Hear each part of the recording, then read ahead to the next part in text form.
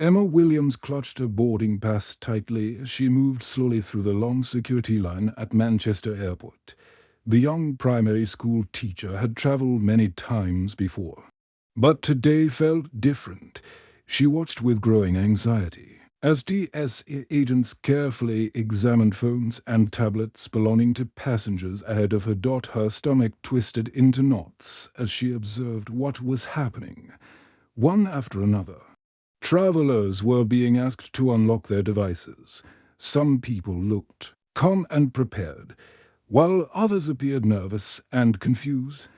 Emma fell into the second category. She had never given much thought to what was actually stored on her phone until this very moment. The reality hit her like a cold wave. Her phone contained everything about her personal life.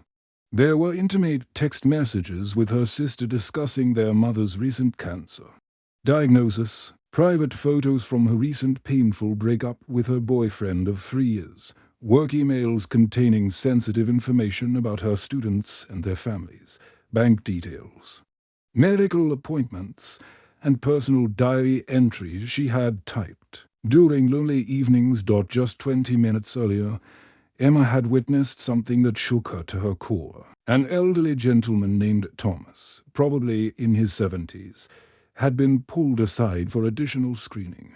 His weathered hands shook as he tried to explain the contents of his phone to the security agents. Emma could hear fragments of the conversation from where she stood in line. Thomas had been carrying photos of his late wife's medical documents on his phone. The images showed hospital records, medication lists, and insurance papers from her final months to the security agents. These documents looked suspicious and required further investigation. What should have been a simple 10-minute security check turned into a 2-hour ordeal. Emma watched as Thomas became more and more distressed. His voice cracked as he tried to explain that these were precious memories of his beloved wife who had passed away just 6 months ago. He had been traveling to visit his grandchildren for the first time since her funeral.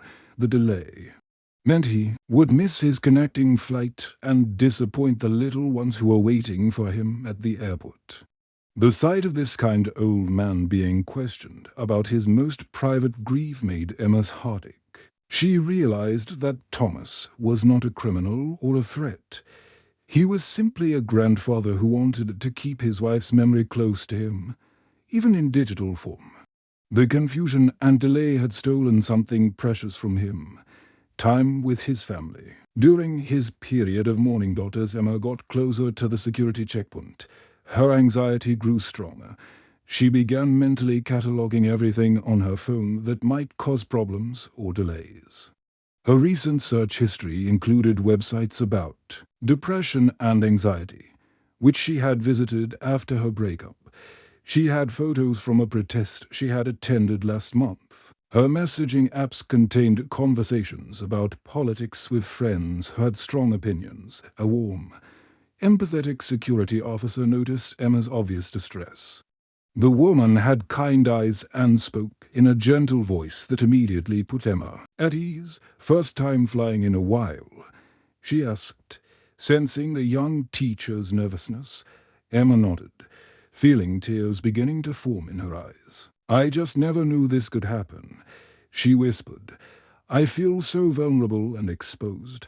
I never thought about how much of my private life is stored on this little device. The security officer's expression softened even more.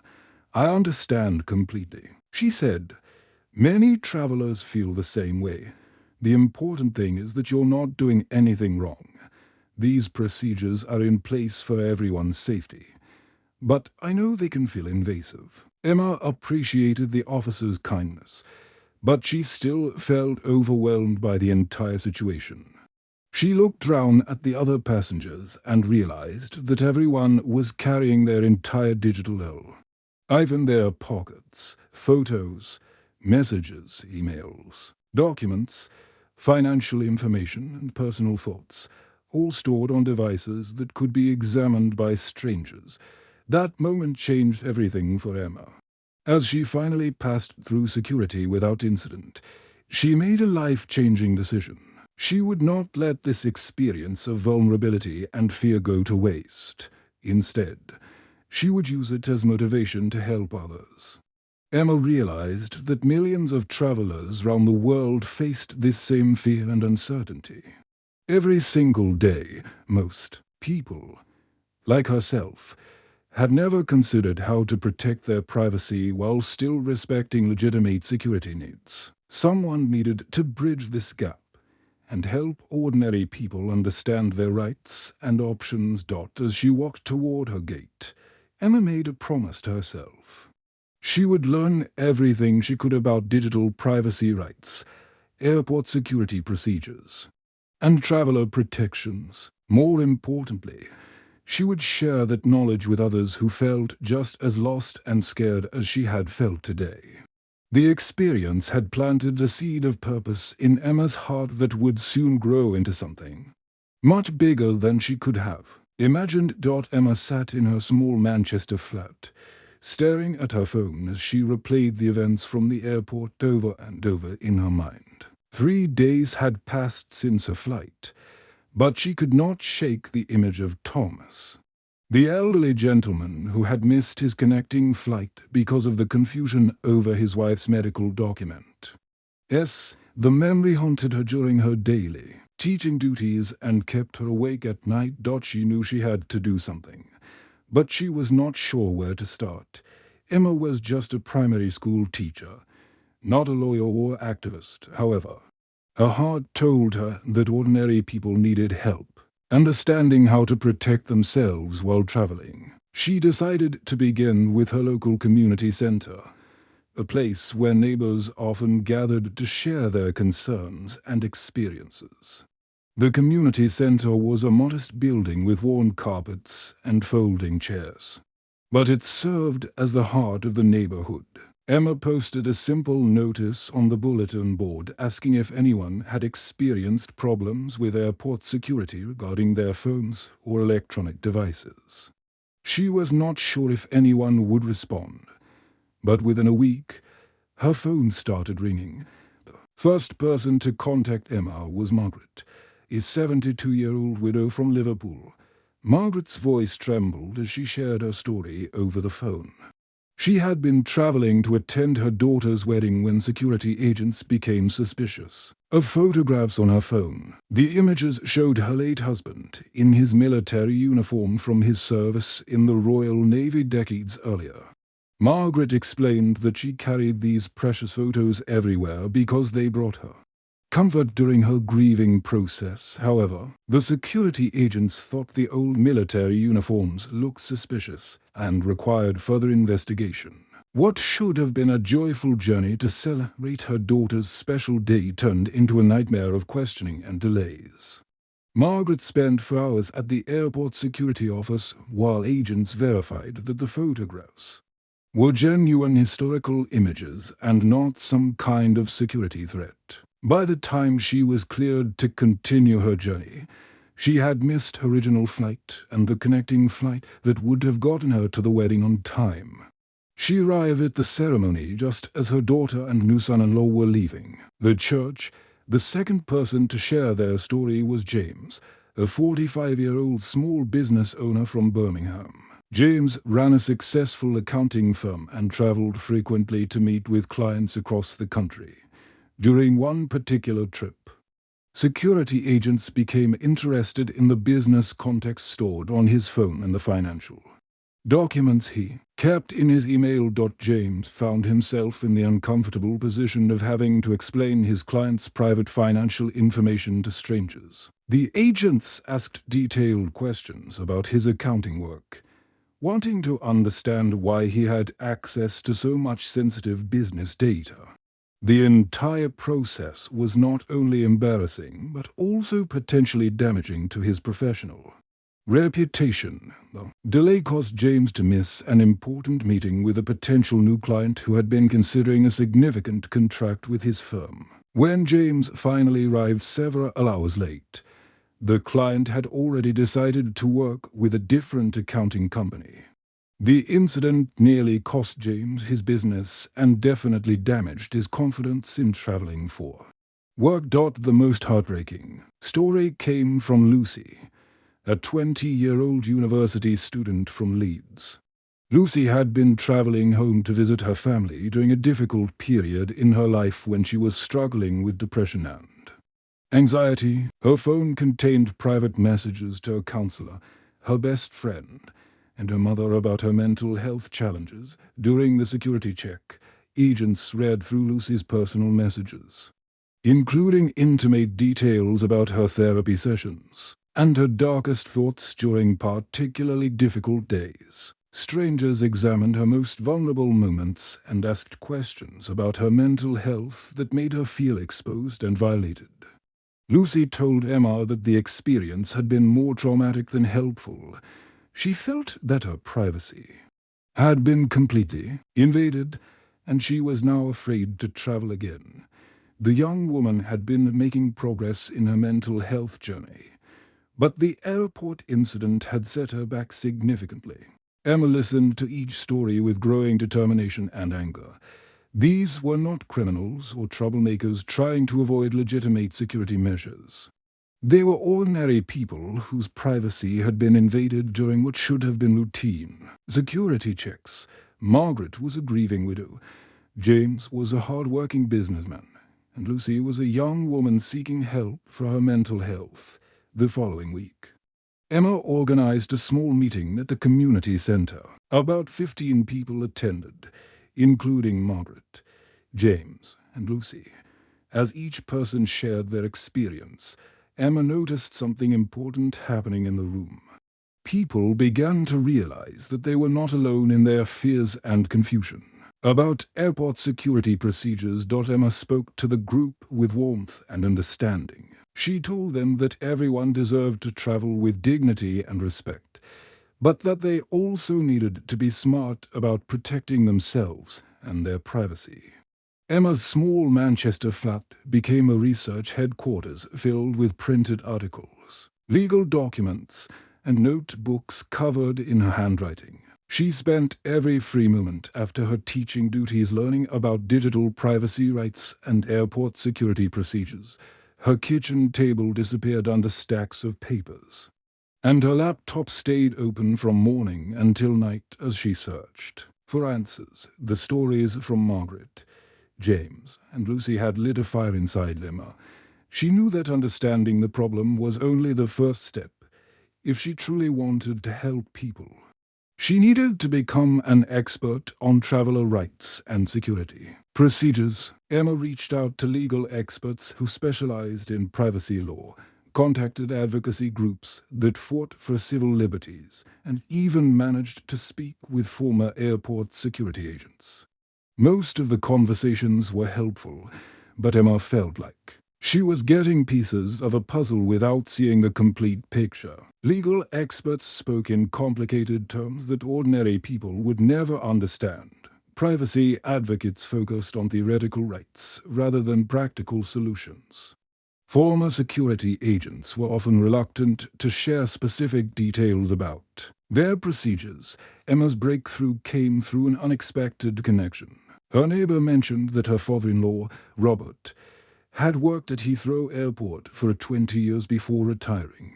Robert lived in a quiet neighborhood in London and had agreed to meet with Emma to discuss her research on a sunny Saturday afternoon.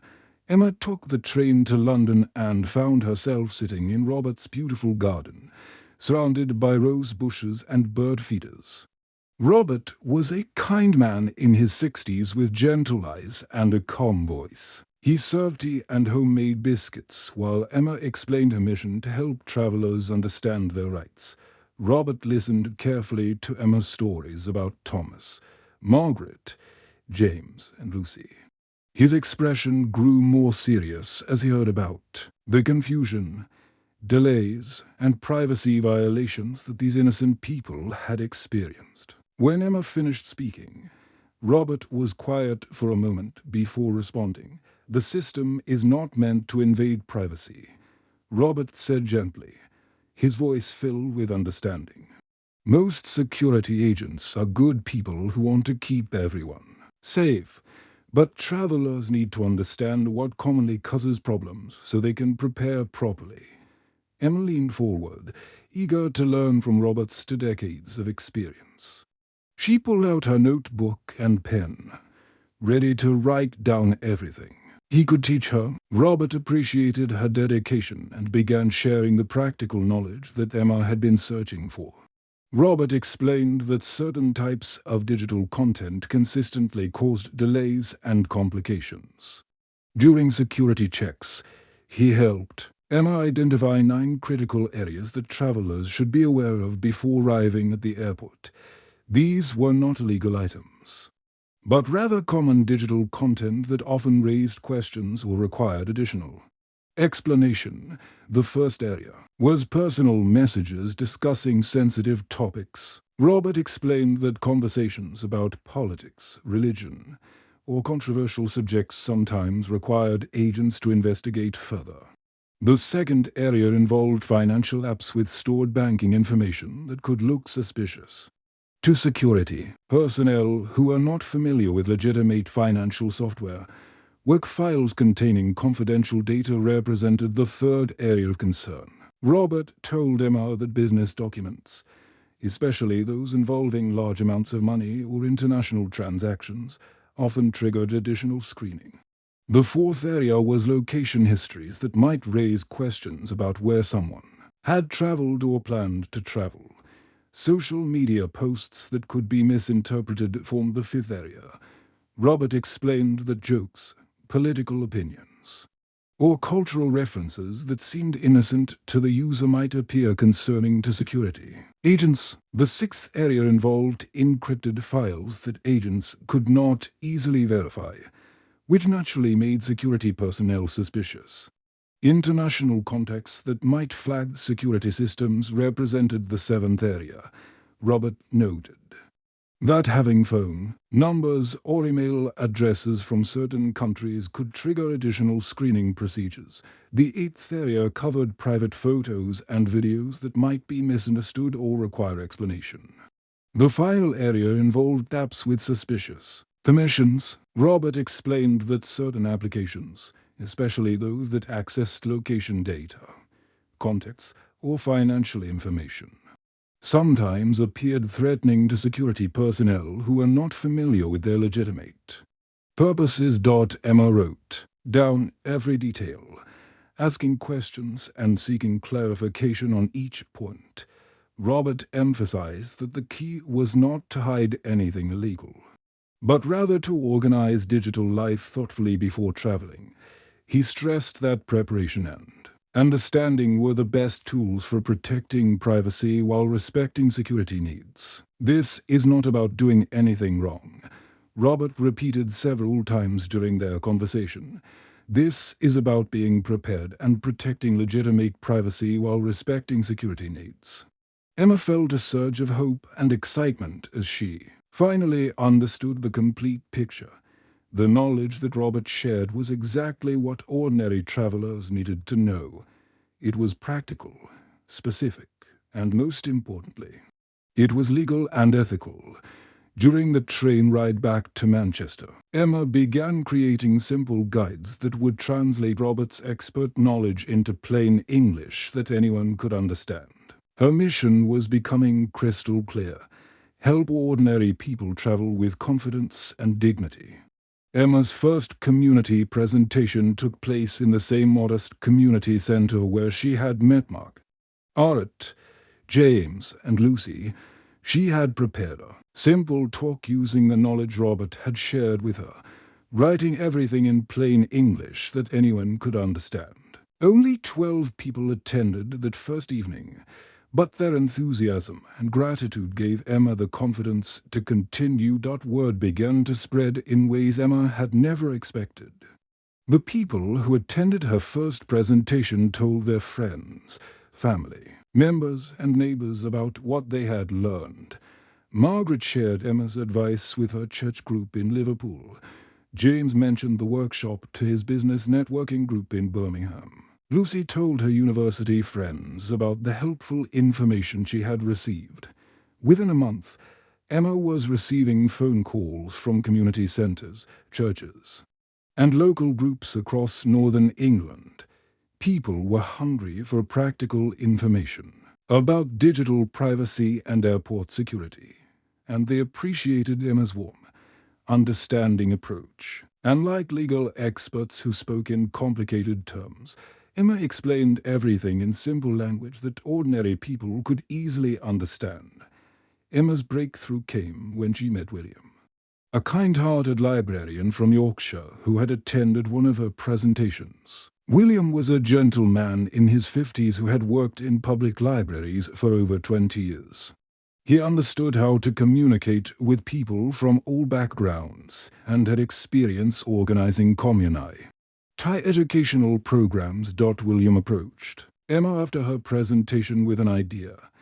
He suggested that they work together to create more structured workshops that could reach even more people. William had connections with retirement homes, community colleges, and local organizations throughout Yorkshire and beyond. He offered to help Emma expand her reach and improve her presentation materials. Together, Emma and William developed a simple workshop format that could be adapted for different groups. They created easy-to-understand handouts, practice exercises, and question-and-answer sessions. Their first joint workshop took place at a retirement home in Yorkshire, where they met elderly travellers who were struggling with the same fears that Thomas had experienced. The retirement home workshop was deeply moving for both Emma and William. They met elderly people who had stopped travelling to visit their grandchildren because they were afraid of airport security procedures. Many of these seniors carried precious photos of deceased spouses, military service records, and medical documents on their phones. They had heard scary stories about airport delays and privacy violations, but nobody had ever explained their rights or taught them how to prepare properly. Emma watched as the elderly residents transformed from fearful and confused to confident and empowered. They asked thoughtful questions, shared their own experiences, and thanked Emma repeatedly for giving them practical knowledge they could use. One elderly gentleman told Emma that she had given him the confidence to finally visit his great-grandchildren in Scotland. The workshops continued to grow in popularity. Emma and William visited community centres, libraries, and church halls across northern England. They adapted their presentations for different audiences, creating versions for business travellers, families, students, and seniors. Each workshop was filled with people who were grateful to finally understand their rights and options. Emma's first volunteer came from an unexpected source: Mary, a mother of 3 young children from Newcastle, attended a workshop that focused on family travel. Mary had been terrified to travel with her children because she was afraid that her phone might be searched in front of them. She carried photos of her children's medical records, school information, and private family moments that she did not want strangers to see. After the workshop, Mary approached Emma with tears in her eyes. "You have given me my confidence back," she told Emma. "I was terrified to travel with my children, but now I know how to prepare properly. I want to help other parents who are feeling the same fear I felt." Mary became Emma's first official volunteer, helping to organize workshops specifically for parents and families. She shared her own story of fear and transformation, which resonated deeply with other parents who attended the sessions. Mary's involvement marked the beginning of Emma's movement, growing beyond her individual efforts. The movement continued to grow organically through word-of-mouth recommendations and personal connections. People began sharing Emma's guides with friends and family members who lived in other parts of the country. Local newspapers started writing articles about Emma's work, describing how a simple school teacher from Manchester was helping ordinary people understand their digital privacy rights. Soon, Emma was receiving messages from travellers across the United Kingdom and even from other countries.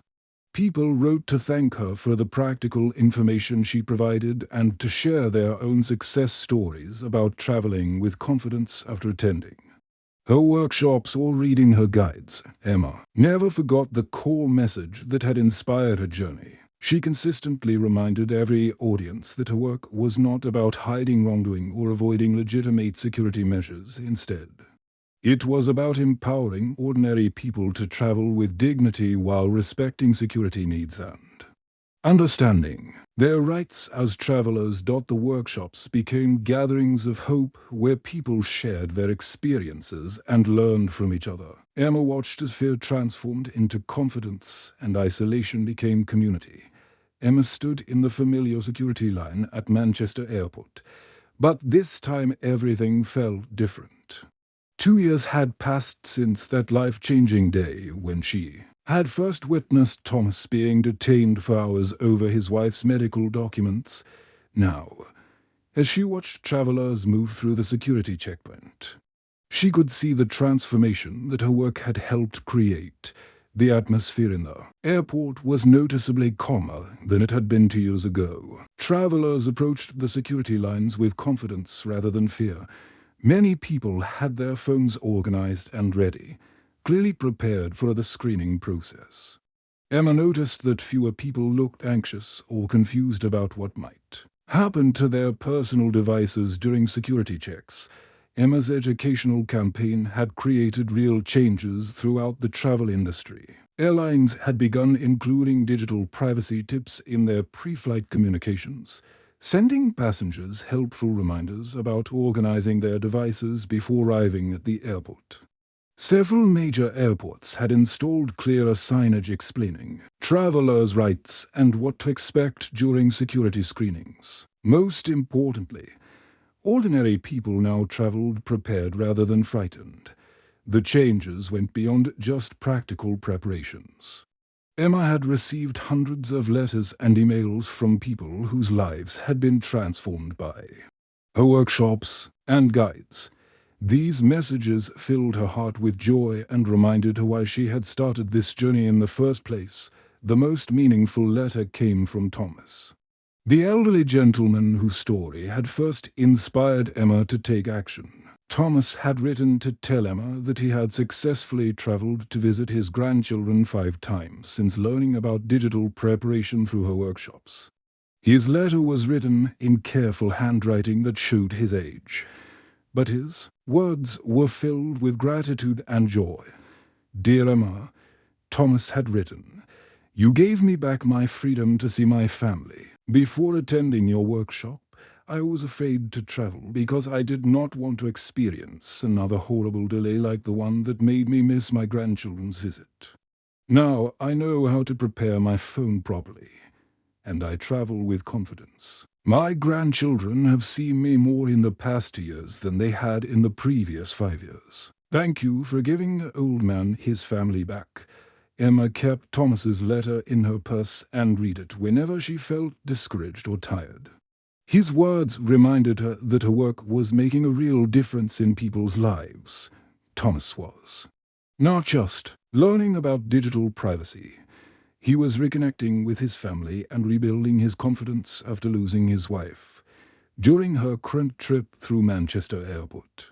Emma was surprised to encounter someone from her past. The warm, empathetic security officer who had first shown her kindness during that frightening day 2 years ago was working at the checkpoint.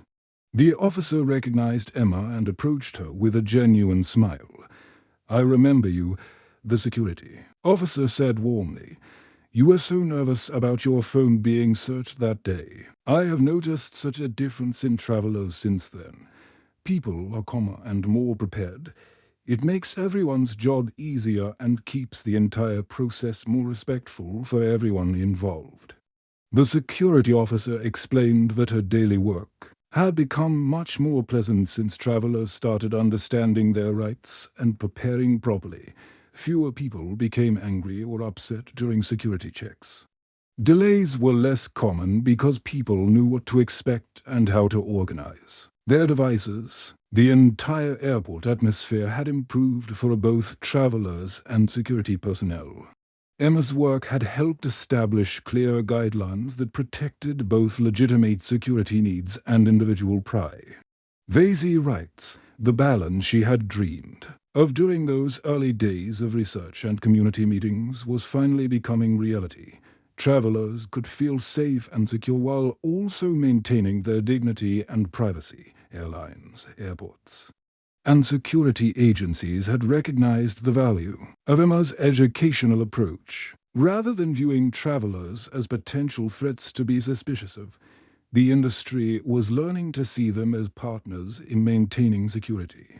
When people understood the process and knew their rights, everyone benefited from a smoother, more respectful experience. As Emma boarded her flight that day, she reflected on the incredible journey that had started with one moment of feeling vulnerable and exposed. Her simple desire to help others had grown into a movement that was changing how millions of people approached air travel. The workshops she had started in her local community center had spread across the United Kingdom and beyond. Emma smiled as she settled into her airplane seat, knowing that across the world, travelers were moving through airports with knowledge, dignity, and hope. They were no longer victims of circumstance who felt helpless and afraid. Instead, they had become empowered citizens who understood their rights and knew how to protect their privacy while respecting legitimate security needs. The transformation was complete. But Emma knew that her work would continue. There would always be new travelers who needed guidance and support. However, she had proven that one person's compassion and determination could create lasting change that made the world a better place for everyone.